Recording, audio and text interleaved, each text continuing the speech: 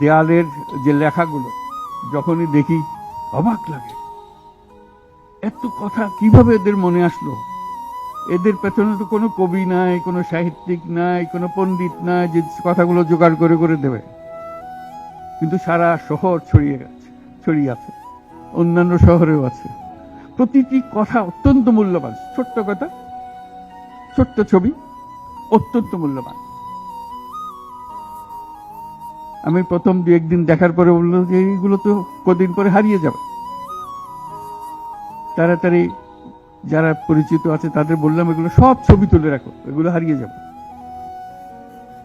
ঢাকা শহরের যত দেওয়াল আছে সব দেওয়ালের ছবি তারা সংগ্রহ করে রেখেছে। একজন আকবরী একটা বই বানিয়ে ফেলেছে ধরে রাখার জন্য, এই মুহূর্ত যেটা হয়ে গেছে সেটা যেন হারিয়ে না যায়। এই বই এখন প্রকাশিত হবে, যারা দেখে নাই, যারা দেখার সুযোগ পায় নাই, দূরে আছে, তাদেরকে যেন আমরা দেখাতে পারি আমাদের ছেলেরা কি করেছে, আমাদের মেয়েরা কি করেছে। তাদের তুলি কেনার পয়সা ছিল না, দোকানদারকে বলছে আমার একটা তুলি কিনে দেন, আমার একটু রং কিনে দেন।